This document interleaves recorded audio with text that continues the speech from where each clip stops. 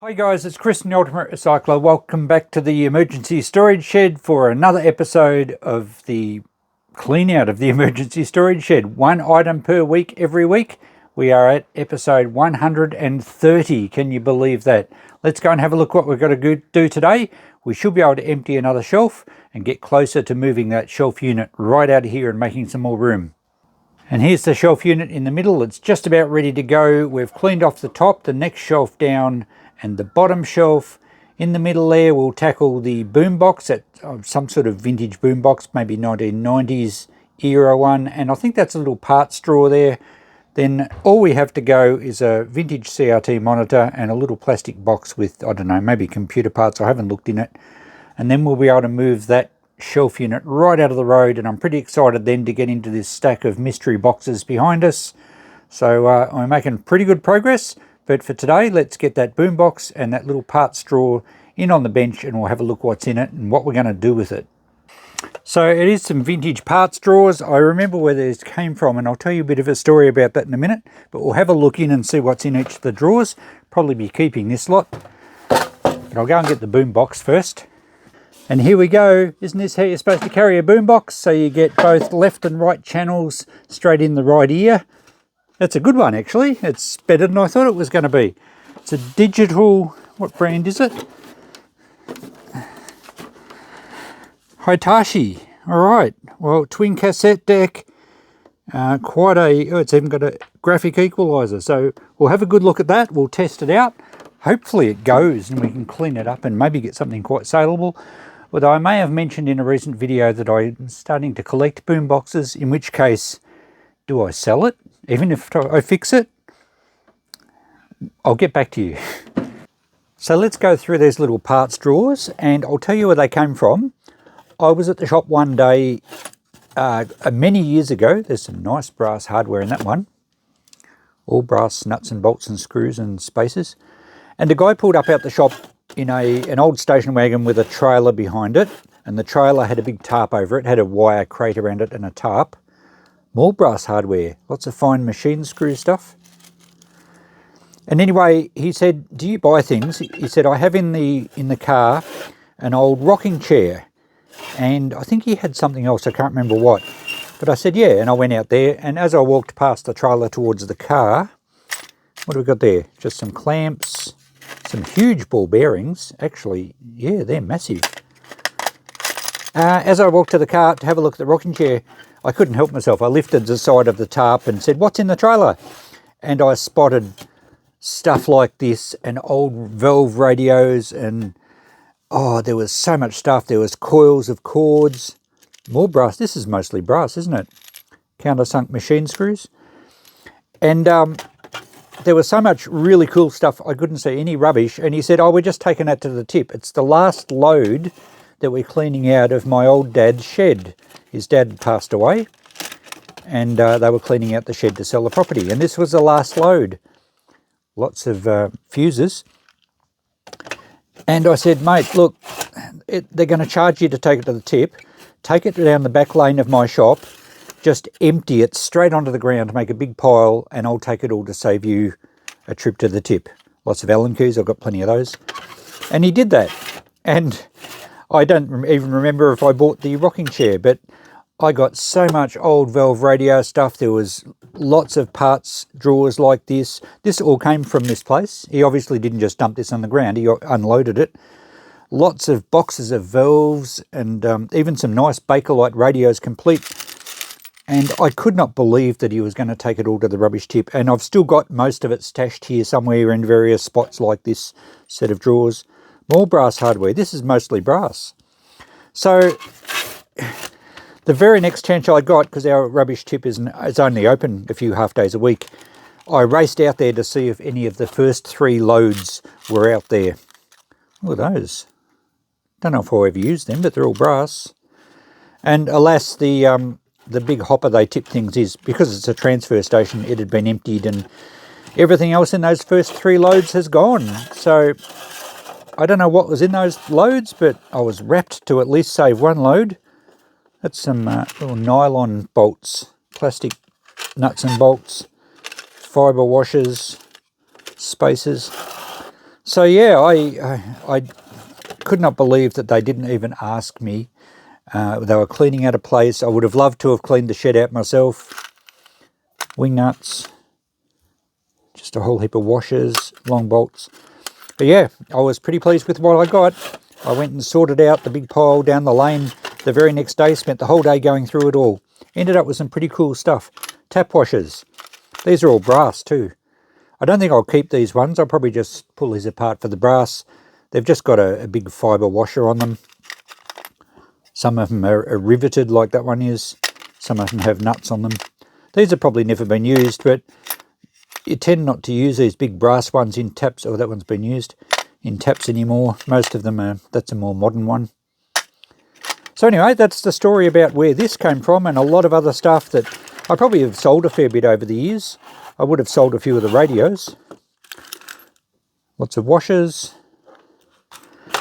So yeah, really good hardware. A good mixture here of little screws and nuts. The square nuts are always handy. And if you're doing up old radios and things and old equipment, you want things like this. You want your little flat slot screws with the little hex nut, especially if you've got to replace a few. I did fix something up recently where I was looking for some nice straight slot screws that weren't too badly rusted. So yeah, good stocks here of vintage hardware for me. What's in the last one? Just nuts, assorted nuts. So I'll sort these out. If I end up with too much of one thing, I'll probably sell some. Like I don't, where was that other, these long skinny ones? I've obviously leave a selection of them, but when am I ever going to use a whole heap of those? I might use one for a job, but anyway, that's where that came from. And there's some pretty good hardware supplies for me in here. Stuff that I will use, and I have actually fossicked through this one before to find a certain size nut or a certain thread on a bolt or something like that. So yeah, no value there. We're keeping that, and I will sort it all out down the track a little bit better than what it is. All right, now after that storytelling episode, I reckon it's time to plug this old girl in and see exactly what works. I'm going to say the radio works fine. The volume's probably very crackly. I doubt either tape will work, and it's too old to have CD. I did look it up. It's a model, what was it, MS-W600W, something like that. And I looked it up online, and I think it's around about 1988 or 1989. It is a boombox, and I think the criteria for a boombox is they need to be portable, and they need to be able to take batteries, and this one has a battery compartment. We'll have to make sure there's no corrosion in that. The speakers on this one, I'm pretty sure, do detach. Yes, they're loose. I'm not sure which way they undo. There might be a screw at the back or something. So it can be set up like a mini stereo unit, but it also, as it is now with the speakers attached and the handle, it's a boombox. Fantastic. So we'll give it a test and see what works, and I'm pretty sure I'll clean this one up, and if it doesn't work, if the cassettes need fixing or something, I'll try and fix them. I'll do a separate video on it. It might even be a video series, and I'll have to be convinced down the track to actually sell it. We'll work that out. Okay, let's see if the speakers detach first, because it'll make it a bit easier to move it around the bench.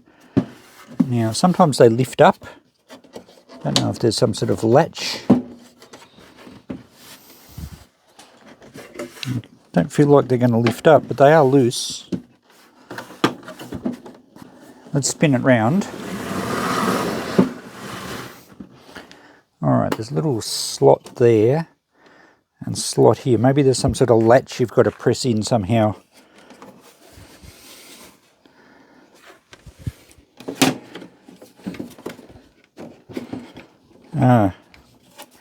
Okay. Little plastic thing will bend. Is that a catch? Just having a look over it though, the only damage I can see is the antenna end is broken, but we should be able to find another antenna for it. And while we've got it facing this way, let's have a look in the battery compartment and hopefully it's nice and clean. Oh yeah, it's probably never ever had batteries in it. Little bit of surface rust on the top of the springs, but I reckon that's just purely from, how old is it? Late 80s. So it's, what, nearly 40 years old. So that's just purely probably from age and damp air. I don't think it's ever had batteries in it, which is great. Good start. Right.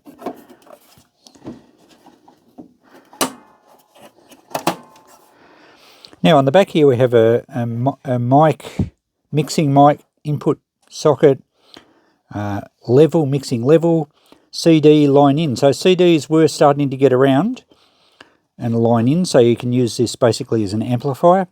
And your speakers, we'll disconnect those, and we'll have to try and unhook the actual speakers themselves. Although we need the speakers connected to see if it's going to work, of course. So what's the go with this thing? Ah, there we go. I think that released it. Yes, beautiful. And they just slide up. So that'll be much easier to clean them up and easier to move the unit round with them off. Fantastic. Alright, let's get some power to it and see what that's going to do. Okay, I have the speakers wired back up and I have the mains cord in the back. Let's put some power onto it. Oh, okay, something's happening straight away. We have a red light on. So that must be the power button. Yeah, so it was already on. I heard noise through the right speaker, nothing through the left at the moment. Oh, a little bit of a crackle. So we have a crackle through the volume. I was expecting that. That'll just be dust. Pretty easy to clean those out. We will need to take it apart, of course, to do that. Now we have tape, normal or chromium dioxide, CD line in, tuner and tape, dubbing, stereo mono, FM mode, high-speed dubbing. Okay, we have two shortwave functions, medium wave, shortwave and FM. Let's try to go to radio tuner. Oh. The volume doesn't even turn it down. What's going on with that?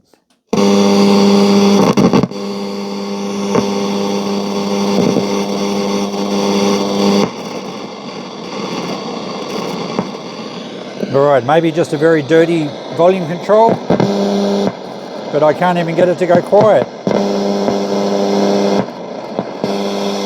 Turn the equalizer down. Now the balance was totally on the left channel. That's why we had more noise out of that initially. Well, left, I don't know, left or right. I might have the speakers wired the wrong way. But I can't get rid of that noise.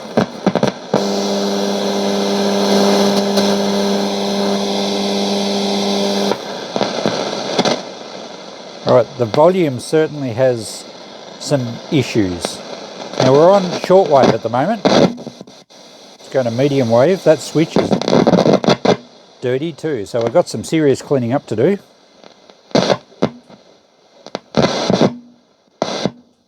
We'll go to FM maybe. Alright, there's our FM hiss. Let's put the antenna up a bit. See if we can actually pick up anything.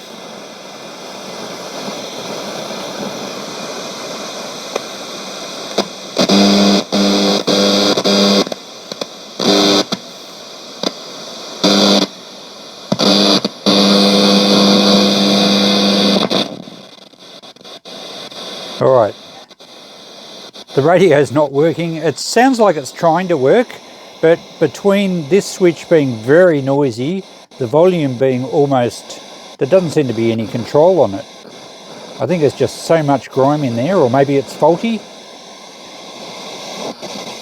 And even the balance is noisy, so all the controls are going to be full of dust and very noisy. It looks like we have some good lights on the equalizer when it's going to be working properly. But let's get out of radio because it's just making too much racket. We'll go to tape. That's better. That was loud. Alright, so our radio is potentially working, but essentially unusable because of all the noise in there at the moment. Should be able to fix that. Let's go to tape. Right, the pause button's already been pushed in. I might have done that by hoiking the thing onto my shoulder. Eject and eject. All the doors work. They look reasonably clean inside, so that's good. Let's see if the actual spool drives work. Where's play here? Oh yes, that one's turning with reasonable torque. So that's good. The belts might be okay. And does that rewind? Fast forward? Not sure. But they're both working. That's promising. Let's see what this side does. Where's play here? No, we have no movement there.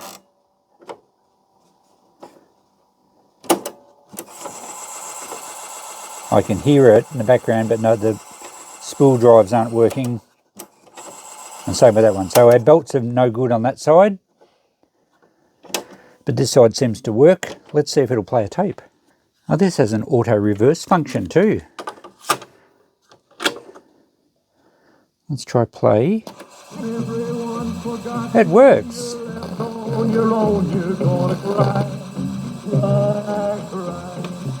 Both channels. I'll turn that off. Oh. But again, we can't turn the volume down all the way, so there's major issues in here. That's really promising. It means the amplifier is working. The mechanics of the tape player are fine. This side, although it was a little bit sort of fluctuating in the speed, but everything's probably pretty tight in there. Hasn't been moved for a long time. We're probably going to have to do belts on that side, but we'll replace all the belts when we pull it apart. But it has a reverse mode. You can just switch to play the other side, I think. That's cool. All right, now that's all we have to test. We don't have a CD player. It's just radio, dual cassette. It works enough for me to say most of the electronics are probably fine. It's really just dirt, noise in all the controls, and probably belts and a good cleanup in the cassette area. And of course the case is absolutely filthy. But the good thing is I can't see any physical damage. We do have some writing here which I think says Triple J, PBS and Triple R, so I guess they were radio stations. So someone's, yeah, they've put little marks here with the texter.